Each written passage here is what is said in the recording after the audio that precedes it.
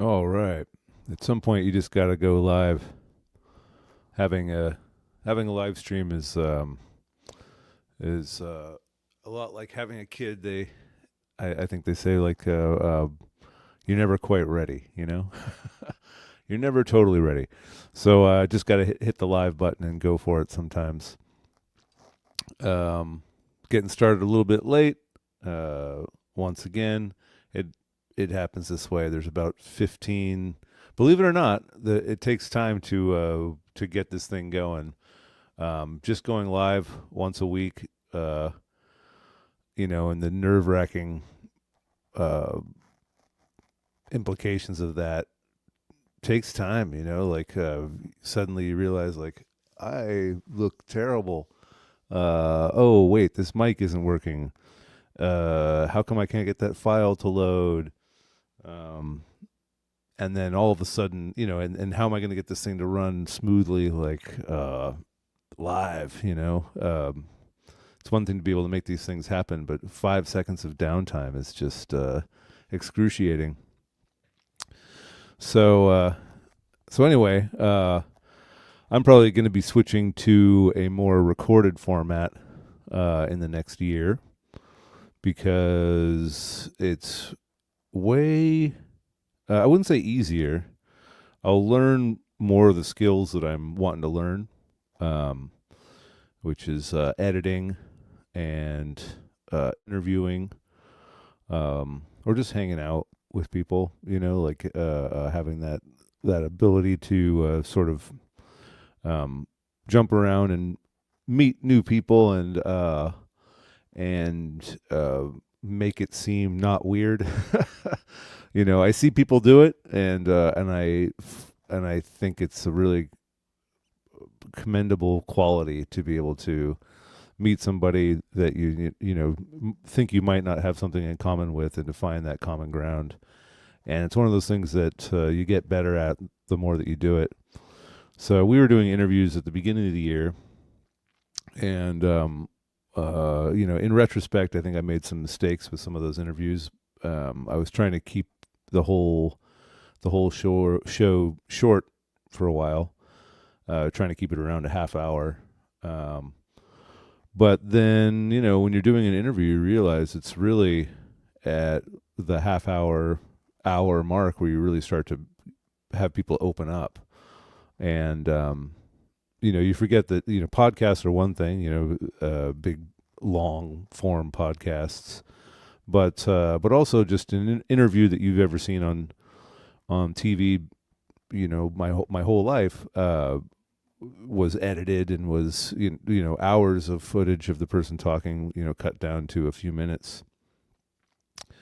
Um, and so to expect me to be able to, when I'm brand new to interviewing people, to be able to hold an interesting conversation, that's a quick, concise half hour, is kind of a big ask of myself, and I realize that now.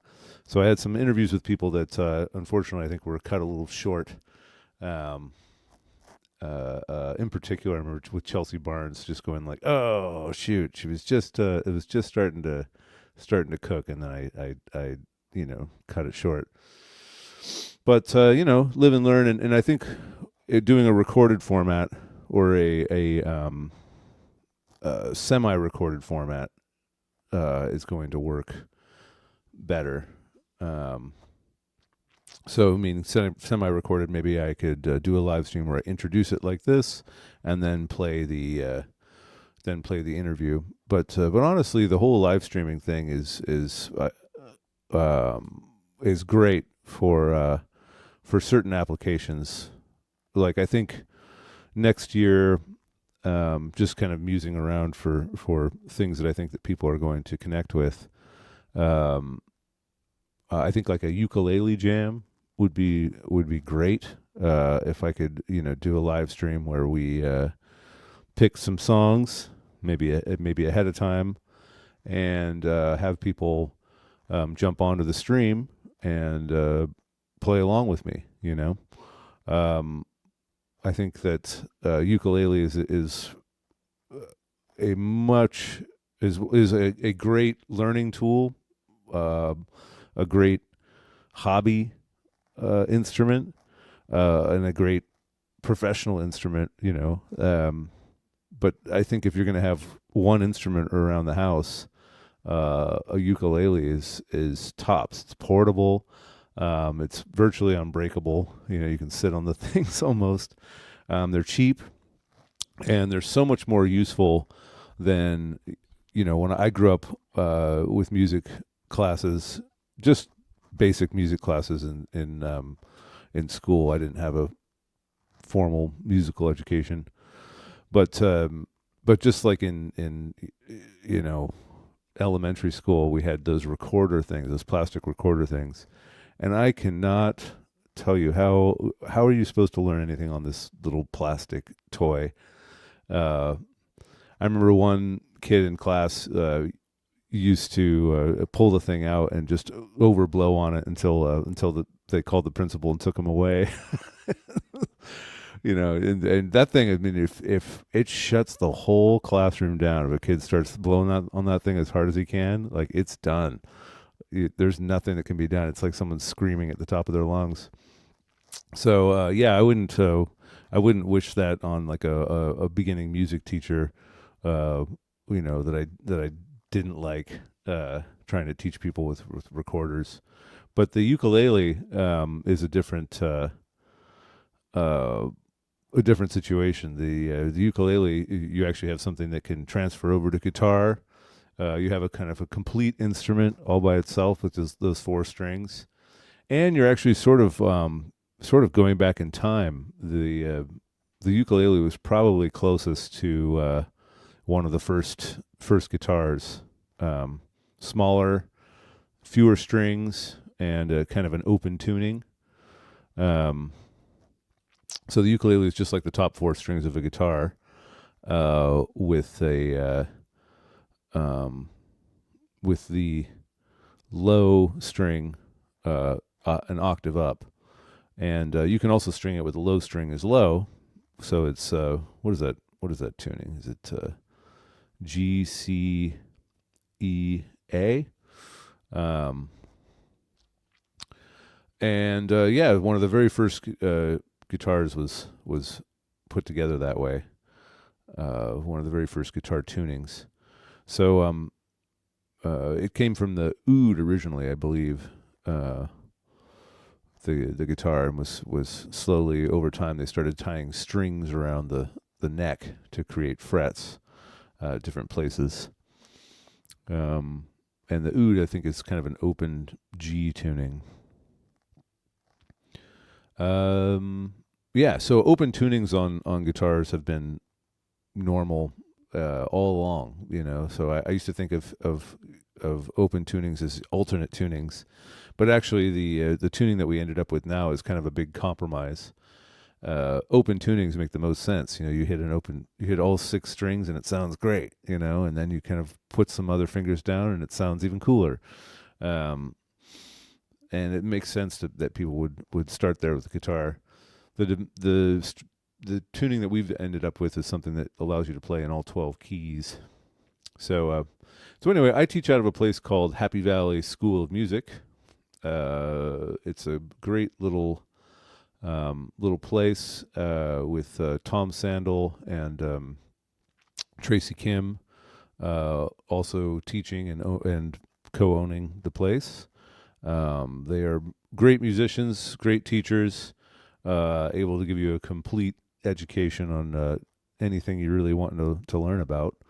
Some of the least snobby musicians I know, as far as that they just want people to have fun with it, and they're incredible musicians. So it's kind of a big win-win with those guys.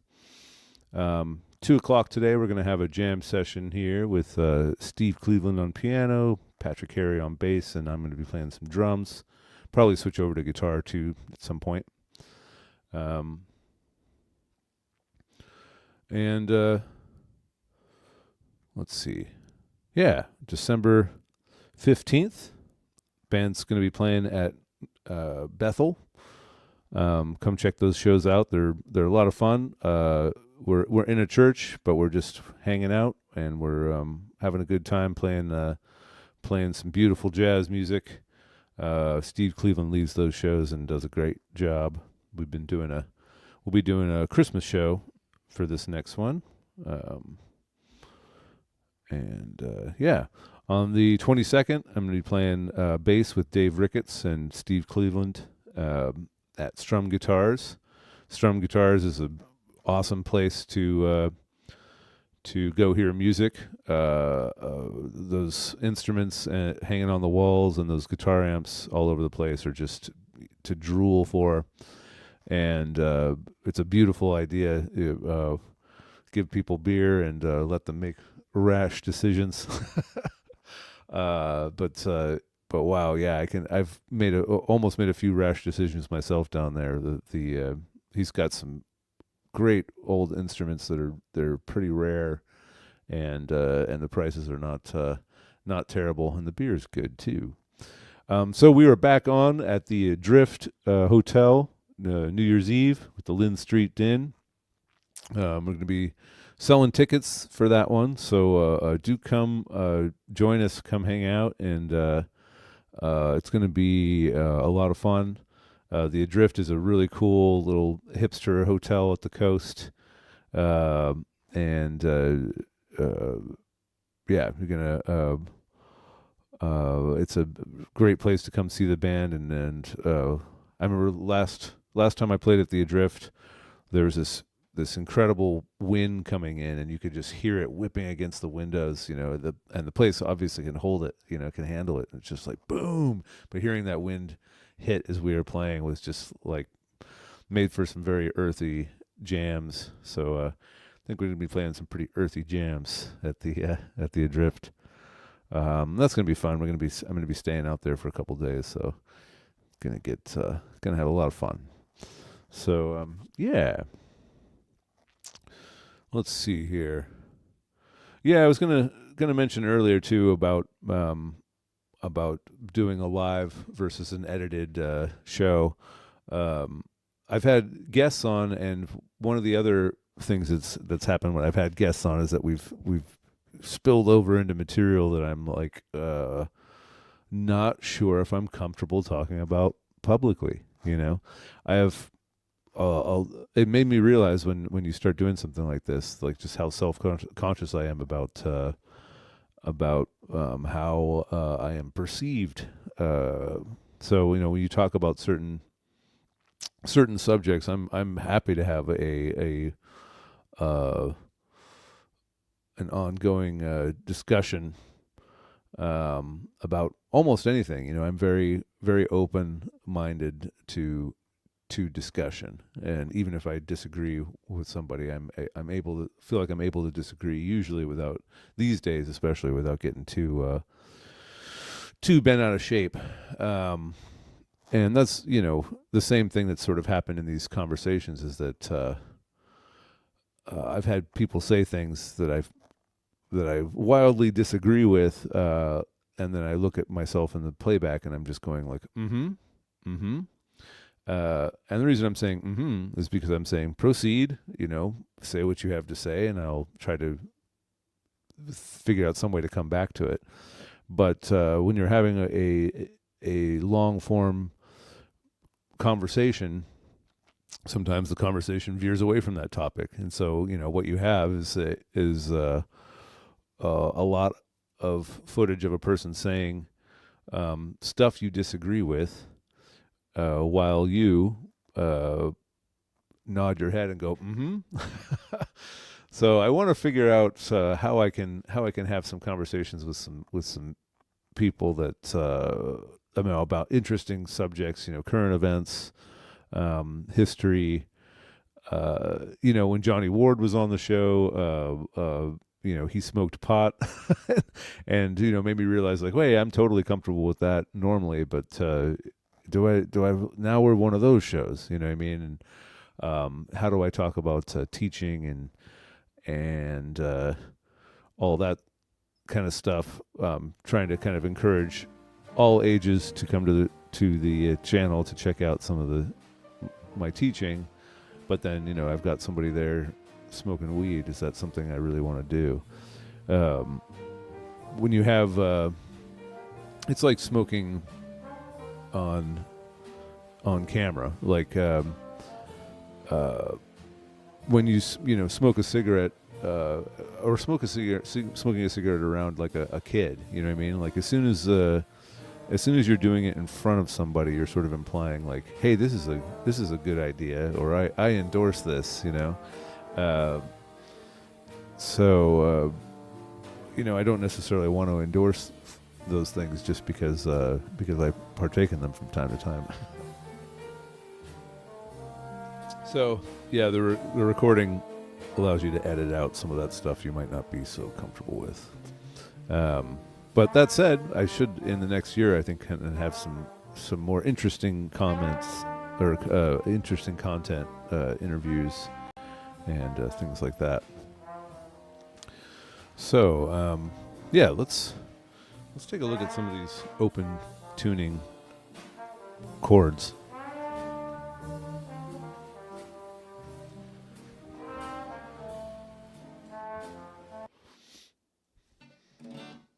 So, the tuning I'm using here is Dad Gad. The reason it's called Dad Gad is because of the name of the strings. D, A, D, G, D, A, D. Right? The notes are tuned down from the original pitches to create this Dad Gad tuning. So, if you know a little bit about how 1, 4, 5 chord progressions work, you've got this at the 5th fret, you can play the 4 chord. I got to make sure I'm tuned up here.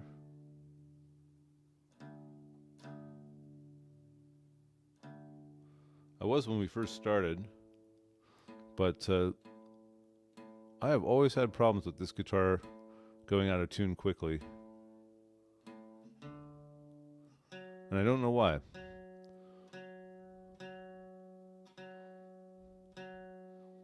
Yeah, okay, so actually this is a Dad Fad